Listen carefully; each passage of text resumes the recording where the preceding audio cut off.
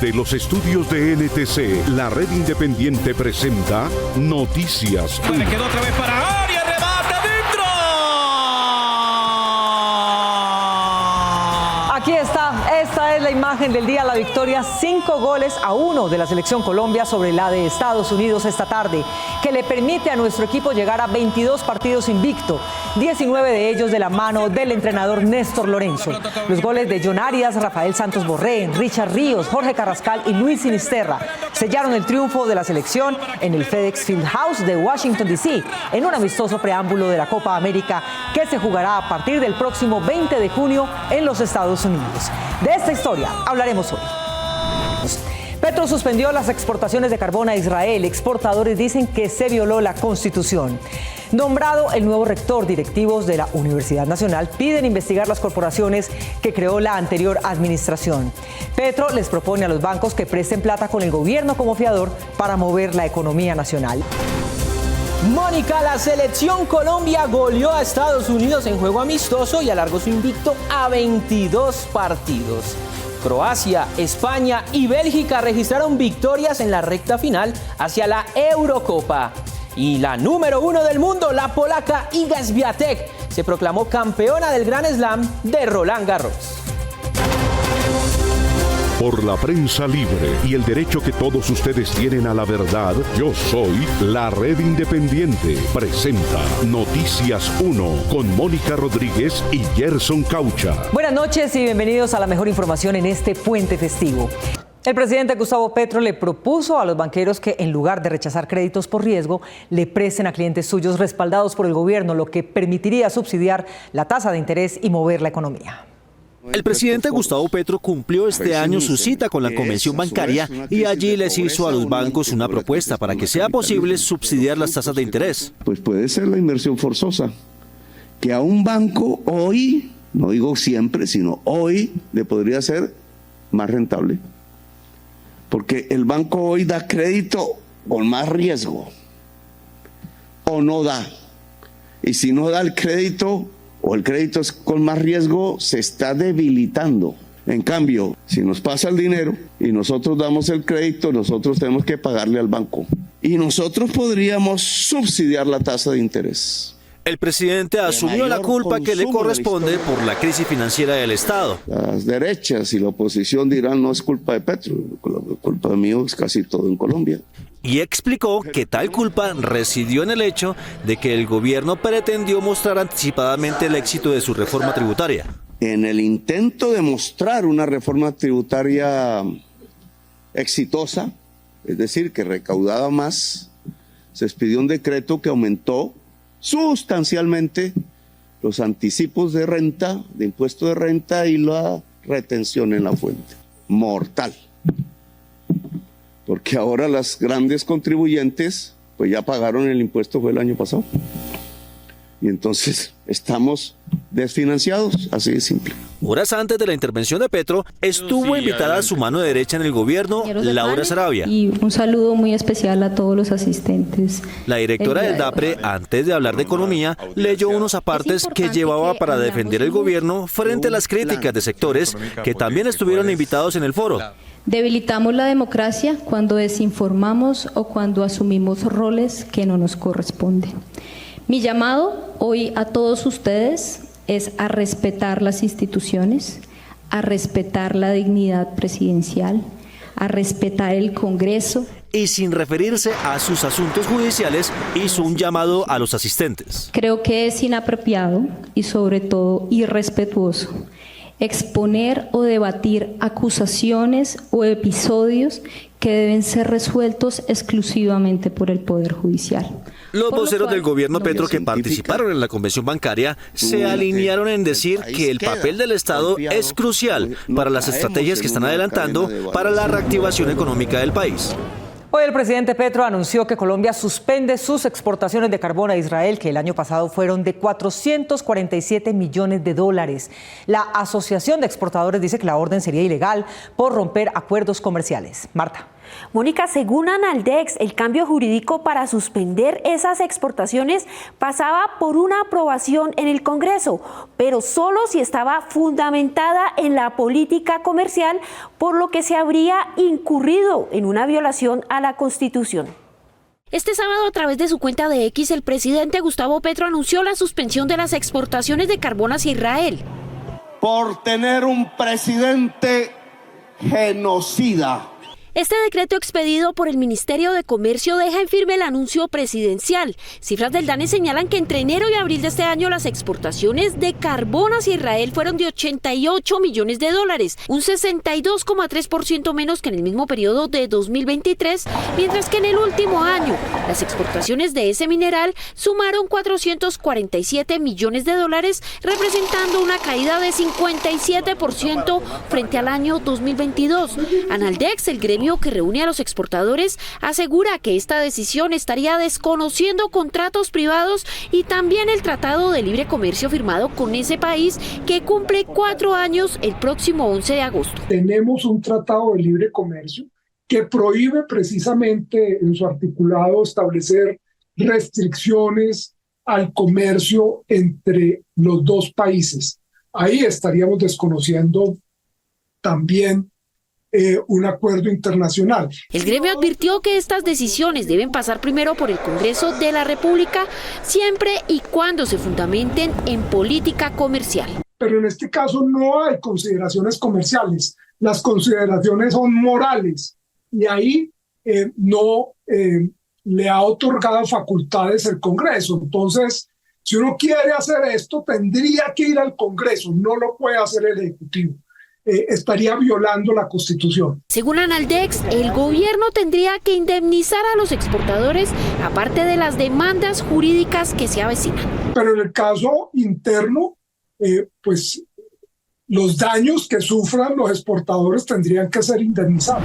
Y lo que a mí me parece más grave es que el nombre de Colombia pues queda en juego, porque no es un país serio que respete los acuerdos internacionales. Por su parte, la Asociación Colombiana de Minería señaló a través de un comunicado que la decisión del gobierno también afectaría a otros acuerdos internacionales que cobijan las condiciones de comercialización de las empresas exportadoras de carbón, y advierten que las menores exportaciones de este mineral afectarán directamente las regalías para departamentos como La Guajira y Cesar. Una audiencia sin convocantes tuvo lugar para la aprobación de la reforma pensional para satisfacer a sus contradictores. Según los que asistieron, fue convocada del miércoles para el jueves en el afán de cumplir con los tiempos del trámite. Estamos haciendo presencia en esta intento de audiencia. Desierto, así lució el salón de sesiones de la Cámara de Representantes, en donde se tenía prevista la realización de una audiencia pública sobre la reforma pensional. Muy buenos días para quienes se mantienen aquí en el auditorio a la espera del inicio de la audiencia pública sobre reforma pensional. Al acto solo asistieron, aparte de los representantes ponentes de la bancada de gobierno, 2 funcionarios, uno del Ministerio del Trabajo y otro de Colpensiones. Tengo entendido que va a hablar Juan Carlos de parte del Ministerio de Trabajo. Juan Carlos. La audiencia fue solicitada por los representantes a la Cámara Luzaida Pastrana de Cambio Radical y Luis Miguel López del Partido Conservador, quienes radicaron las solicitudes ante la presidencia de la corporación, siendo aceptadas en plenaria. Por supuesto, nadie asistió porque era una audiencia que no tenía garantías. Van a ser las 11 de la mañana y no aparecen ni los convocantes ni los invitados. No están hoy aquí asumiendo su responsabilidad como convocantes o como autores de la proposición de audiencia pública. Aseguran los representantes que citaron la audiencia, que inicialmente estaba previsto que la reunión se efectuara el miércoles 12 de junio, pero de manera sorpresiva la presidencia anunció el miércoles 5 de junio que debía hacerse al otro día, es decir, el jueves 6. Por tanto, hay que darle apertura. Para los representantes del pacto histórico, la citación de esta audiencia tenía fines dilatorios. Eso es una jugadita que se inventaron para tratar de dilatar el trámite de la reforma pensional. Me cuestionan que si esto no es una jugadita para dilatar el trámite. Como lo he dicho y lo reitero, esto es una responsabilidad con el país. Esta es una decisión que impactará en el futuro de varias generaciones. Luis Miguel López anuncia demandas en caso de ser aprobada la reforma por vicios de trámite, como la realización de esta audiencia sin tiempo para ser convocada. No están ni siquiera los congresistas que defienden esa reforma. Bueno, pues yo creo que entonces aquí cerramos porque no están los organizadores. La plenaria de la Cámara, que primero se había citado para abordar la reforma pensional para el lunes festivo, se trasladó para el martes a las 10 de la mañana, a una semana de finalizar la legislatura y con riesgo de hundirse por tiempo. La plenaria del jueves pasado en el Senado tuvo un lleno casi total, pero por cuenta de una visita de estudiantes, porque la mayoría de los senadores solo hizo presencia virtual, incluso desde Bogotá. No solamente peligran los proyectos del gobierno, sino también los de iniciativa parlamentaria. De los 108 senadores que componen la Cámara Alta en el Congreso, solo 69 asistieron a la última plenaria presencial de esta semana para aprobar distintos proyectos que ellos mismos han radicado para ser debatidos. Tengo buen ojo. Según la senadora María José Pizarro, que estuvo esta semana como presidenta encargada porque su titular, Iván Name, viajó a Roma a encontrarse con el Papa, la realidad no permite que cumplan para lo que fueron elegidos, hacer las leyes. Les recuerdo a todos, ya que parece imposible la presencialidad en este Senado de la República, que mañana tenemos sesión mixta. Tal vez en una sesión mixta podamos avanzar con un montón de proyectos de ley de todos los senadores y senadoras que realmente no se han podido votar porque pues no hay quórum. Efectivamente, al día siguiente, el panorama era este. Aunque la visita de estudiantes al recinto ocultó la ausencia de los senadores, bastaba ver las curules y las pantallas con los senadores conectados, incluso los que tienen su electorado en Bogotá. Eso es responsabilidad de cada senador y cada ciudadano tiene que hacer el control político o el control ciudadano correspondiente.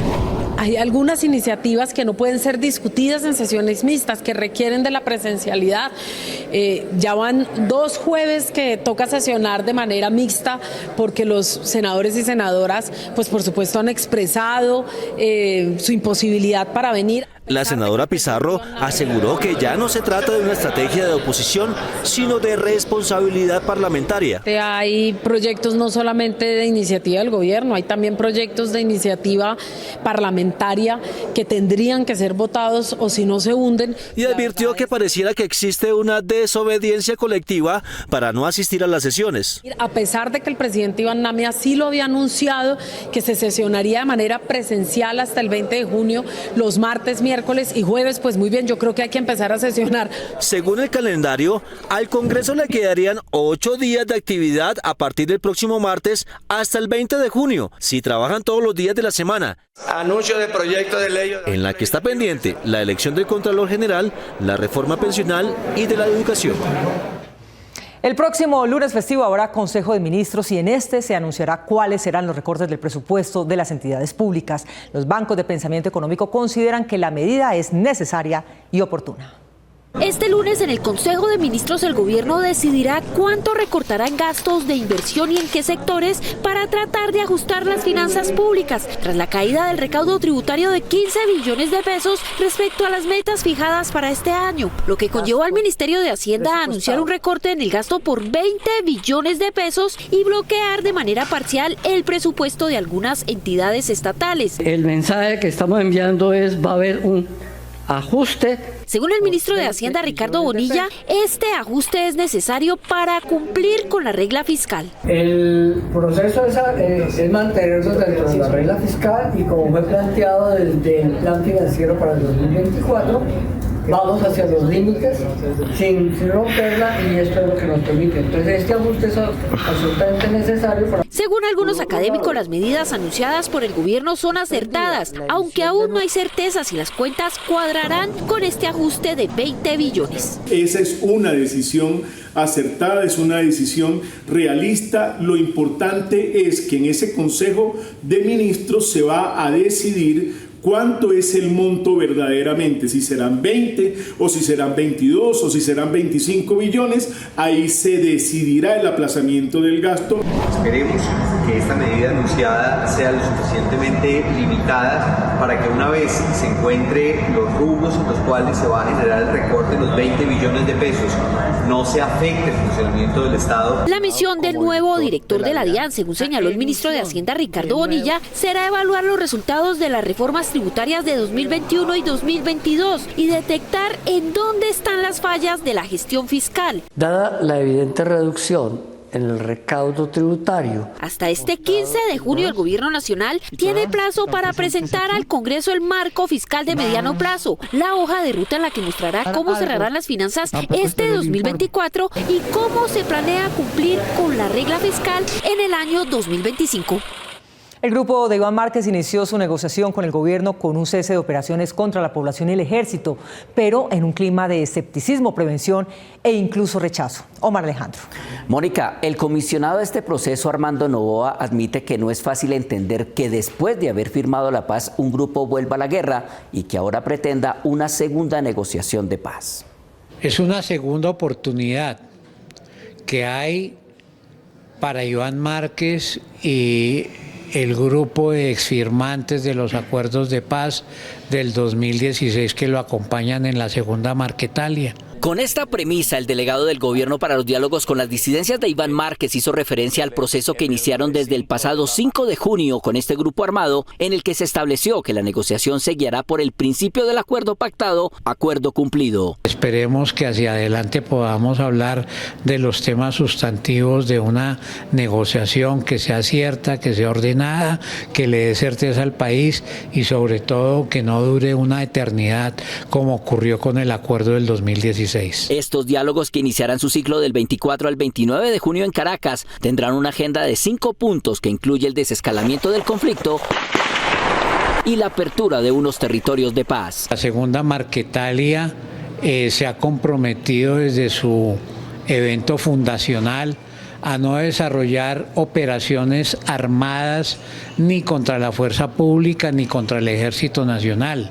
Se obliga a respetar a las comunidades en los territorios en los cuales ellos tienen presencia. Novoa es consciente de que varios sectores tienen reparos a esta mesa de negociación. Nadie en el país está esperando a que se instale esa mesa para ponerle un tapete rojo a sus deliberaciones. Hay un clima de escepticismo, de prevención. En algunos sectores hay rechazo, no se entiende cómo después de firmarse un acuerdo decide volver a la vía de las armas. Previo a la firma del principio del acuerdo, Novoa dijo que escucharon las razones de Márquez para volver a las armas. Hablan del entrampamiento del Estado, hablan del asesinato de Jesús Santrich, hablan de otras acciones armadas dirigidas a atentar contra la vida de los firmantes del acuerdo. Los hombres de Márquez se comprometieron, entre otras cosas, a no realizar prácticas de secuestros con fines económicos y a no realizar acciones que afecten al medio ambiente. Un mea culpa hicieron los burócratas y profesionales dedicados al agua con motivo de la pasada sequía en la reunión gremial que tuvieron esta semana en Cartagena. Reunidos en Cartagena, los ingenieros sanitarios y ambientales expertos analizaron la escasez de agua potable y el racionamiento en Bogotá. ¿Qué acciones estamos tomando las empresas prestadoras de los servicios de acueducto y alcantarillado para enfrentar el cambio climático? A pesar de que el agua es el eje articulador del desarrollo y el ordenamiento del territorio, el manejo del recurso debe llevarse a otro nivel, desde la protección de la cuenca y el abastecimiento, distribución, tratamiento y reuso del agua. Hay mucha agua que se puede reusar, o sea, inclusive el agua que sale de las plantas de tratamiento, si yo realmente necesitara, la puedo tratar hasta cierto nivel que la puedo volver a usar para consumo humano. Pero de pronto no seamos tan ambiciosos en la primera ronda, usémosla para la agricultura. Sin herir los sentimientos de los ambientalistas, el presidente del gremio pidió a los interesados en la conservación planear con más detalle sus estrategias y socializarlas. Sistemas agroproductivos que contribuyen a generar producción, pero también a cuidar el agua. Cómo se manejan las áreas degradadas, no es cuestión de llegar y sembrar un arbolito. Hay todo un proceso agrológico ahí detrás que hay que saber saber y que hay que conocer. Pero hay que tener en cuenta que la población seguirá creciendo, de manera que el recurso hídrico también debe aumentar para evitar que el racionamiento sea cada vez más recurrente, y eso puede ser posible si se cambian las normas. Sistemas de vivienda, de construcción, deberían separar las aguas grises de las aguas negras dentro de la misma vivienda para darle un reuso a ciertas aguas dentro del mismo conjunto habitacional. En el país se está creciendo las ciudades sin tener previsto cómo van a atender la demanda de agua potable a los ciudadanos. Aunque se creía que las cosas se estaban haciendo bien, el campanazo del racionamiento da cuenta de un nuevo nivel en materia de responsabilidad del uso de los recursos. Desde el 67º Congreso de Agua, Ambiente, Saneamiento y Energías Renovables de ACODAL en Cartagena, soy Camilo Galán para Noticias 1, la red independiente. Colombia en el informe de desarrollo humano de las Naciones Unidas, lo que indican los indicadores. Naciones Unidas expidió esta semana su índice de desarrollo humano. En su ranking, los mejores de América Latina resultaron ser Chile, Argentina y Uruguay, y los peores Haití, Guatemala y El Salvador, mientras que a Colombia le dio el puesto 91. Esto indica que Colombia humanamente aún es subdesarrollada. Esto es lo que indican los indicadores. Noticias 1 continúa con su labor periodística e investigativa y seguimos con nuestro compromiso por la verdad. Por eso, para nosotros, sus donaciones y apoyos son muy importantes. Recuerden que pueden apoyar todas las emisiones de Noticias 1 del 2024 en baki.co/inclinada la red independiente. Y en esta ocasión enviaremos a vuelta de correo el nuevo buzo de Noticias 1 2024 en color negro o blanco por aportes de 140,000 pesos, disponible en todas las tallas. Recuerda, baki.co/inclinada la red independiente. Clic en suscribirme, ingresa el monto por 140,000 pesos y listo. Muchas gracias por elegir la independencia. Con Mi Loto puedes hacer realidad ese sueño que siempre has tenido en mente. Mi Loto, fácil de jugar, fácil de ganar. Te presentamos el resultado de nuestro último sorteo. Sigue jugando para ser parte de nuestros ganadores. Gana millones, gana Mi Loto y empieza a cumplir tus sueños. De viajar, de estudiar, de ser independiente. Cómpralo en baloto.com/miloto o en todos los puntos de venta Surred y Supergiros del país. Autoriza con juegos. Luego de 8 meses en poder del movimiento extremista islámico Hamas, 4 israelíes secuestrados cuando disfrutaban el Festival de Música Nova en medio del ataque del 7 de octubre, fueron rescatados hoy por el ejército de Israel en 2 escondites distintos que Hamas tenía en el campamento de refugiados palestinos de Al-Nusrat. Los rescatados son Almog Meir, de 22 años, el ruso israelí Andrei Kozlov, de 27, quien hacía parte de la seguridad del Festival Nova, su compañero de trabajo Shlomi Ziv, de 41, y Noah Argamani, de 26, recordada por aparecer en este video grabado por los secuestradores. El gobierno de Israel informó que continúan las operaciones para tratar de lograr la liberación de al menos otras 120 personas que siguen en cautiverio. Este es Noticias 1, la red independiente. Hasta nueva orden, en Popayán no se podrán mover volquetas con material, ni pipas de gas, ni motos con parrillero con motivo de los ataques de los grupos de alias Mordisco contra la policía de esa ciudad. Imposible que antes de ubicar la volqueta haya llegado gente en moto, gente extraña. Inteligencia de la policía analiza 6 horas de video captado en los ataques de ayer en Popayán para identificar a los criminales que provocaron heridas a 2 policías y pretendieron atacar helicópteros en tierra, relacionarlos con la volqueta y los drones que fueron usados y la relación de estos con las estructuras de alias Iván Mordisco. Poder sacar los fotogramas que permitan individualizar esa volqueta, es decir, establecer su ruta, todo lo que significa el camino que recorrió hasta llegar a este sitio donde públicamente a veces se parquean vehículos. Las autoridades tienen información de retratos hablados a partir de los testimonios obtenidos en el lugar del atentado. Y también lo que significa los antecedentes que hay, porque ya hemos venido trabajando nosotros aquí en el Popayán como tal, identificando algunos explosivistas de estos grupos armados organizados que existen acá en la ciudad y que nos van a permitir seguramente a conducir a más información. La alcaldía de Popayán adoptó medidas para evitar hechos como este. No se va a permitir el traslado ni transporte de volquetas con cargamentos, no se va a permitir el transporte de pipas de gas, no se va a permitir el transporte de motos con parrillero. La policía continúa haciendo un barrido en la zona del ataque para establecer si hay más explosivos como los que usaron los delincuentes. Uno de los elementos que son cilindros de 20 que conoce la comunidad, creemos que aproximadamente con 35 kilos de explosivos tipo ANFO. Y después de esto no estalla uno que queda frente a la volqueta más o menos con unos 10 metros, el que estalla aquí entre las instalaciones que afectan a nuestro uniformado. Las autoridades ofrecieron una recompensa de 50 millones de pesos para quien suministre información de los autores del atentado. Una herramienta digital del Ministerio de Justicia pretende juntar 20.000 despachos públicos en una aplicación que le ayude al ciudadano a encontrar la ruta de sus reclamos ante la justicia. El Ministerio de Justicia lanzó Legal App, una herramienta digital que agiliza la consulta para toda la ciudadanía de manera gratuita en terminología, denuncias virtuales y trámites de justicia. A través de motores de búsqueda o llegando al micrositio web del Ministerio de Justicia, tal como aparece en pantalla, cualquier ciudadano puede hacer una consulta rápida.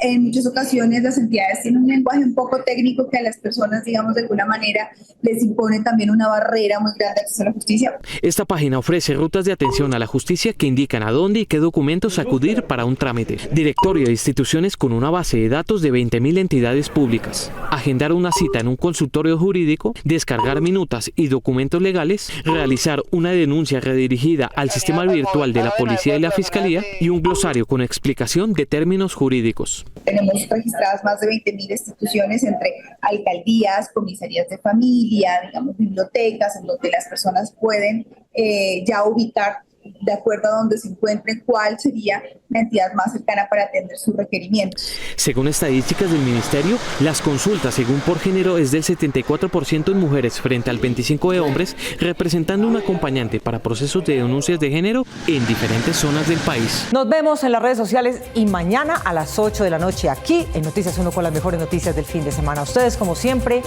gracias por elegir la independencia. Feliz noche.